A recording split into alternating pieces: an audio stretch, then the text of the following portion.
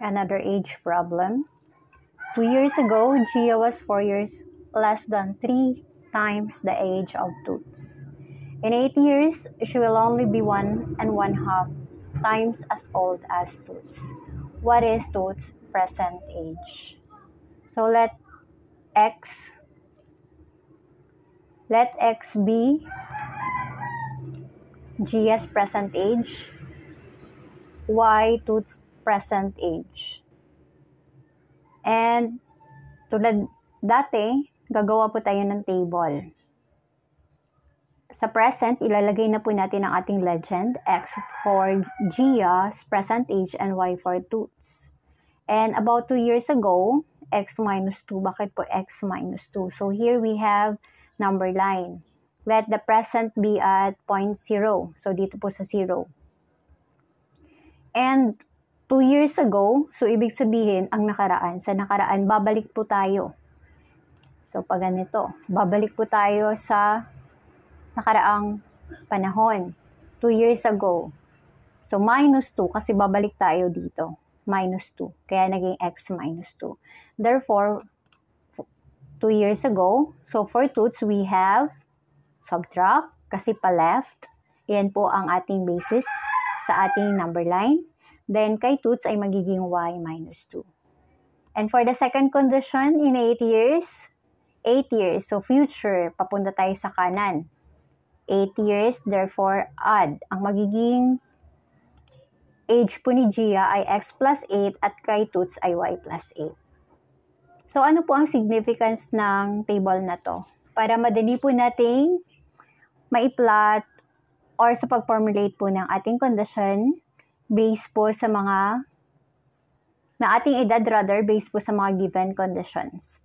So here, for the first condition, 2 years ago. Therefore, dito po tayo magko-concentrate.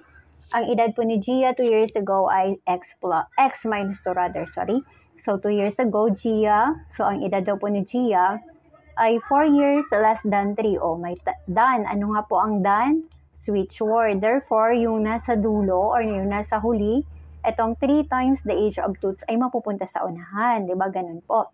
So, 3 daw, 3 times the age of Toots. Ang edad po ni Toots, 2 years ago ay y minus 2. So, ayan.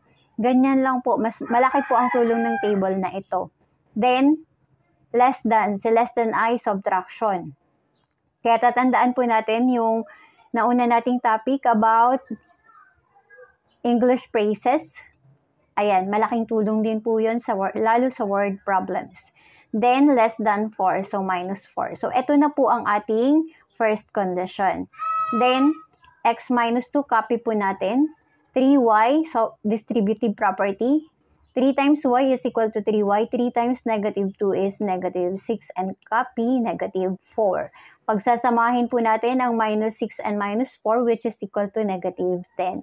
Then, ililipat po natin ang negative 2 sa kanan para si x po ang matitira sa kabila. Ayun. Kaya naging positive 2 dahil tumawid sa ating equal sign. So, 3y is equal to negative 10 plus 2, negative 8, equation 1. So, yan ang ating equation 1. Kailangan po natin ng dalawang equations kasi we have 2 conditions and we also have 2 variables, x and y. Bakit naka-x po ang andito? Kasi i-equate po natin siya para mahanap natin si y, which is yun ang ating hinahanap, Toots' present age. Ayan, sa ating legend. So, the second condition, dito na po tayo sa 8 years after. So, di ba mas madali po na kinokopya-kopya na lang po natin at susundan na lang po natin yung given condition ng problem. Second condition, in 8 years. So, etong 8 years po natin. She, tinutukoy po ng she ay si Gia. So, ano po yung edad ni Gia 8 years after x plus 8? So, x plus 8 daw, she will only be 1.5 times as old as Toots. Walang done, so as is. Substitute lang tayo. X plus 8 is equal to 1.5 times ilang taon, ay ano ang edad ni Toots? Y plus 8. So, ayan. Then, ano pong sunod natin? Magdi-distributive property po tayo. Copy x plus 8, 1.5 times y is equal to 1.5. Then 1.5 times 8 is equal to positive 12. Then same kanina, ililipat po natin si 8 sa right side. Therefore, x equals 1.5y plus 12 minus 8 kasi tumawid po sa ating equal sign. Then simplify. 1.5y plus 12 minus 8 is equal to 4. So this is our equation 2. Nasabi ko po kanina na i-equate po natin siya. Therefore, copy the first equation, 3y minus 8, kasi x is equal to x. Okay po? So, 3y minus 8 is equal to 1.5y plus for our equation 2. Pagsamahin po natin ang dalawang y. Remember na magpapalit po ng sign kapag tatawid ng equal sign. Okay po? Then, copy 4. Then, 8, nagpalit ng sign. Simplify, 3 minus 1.5 is equal to 1.5. 4 plus 8 is equal to 12. Then, simplest form, 1.5 divided by 1.5.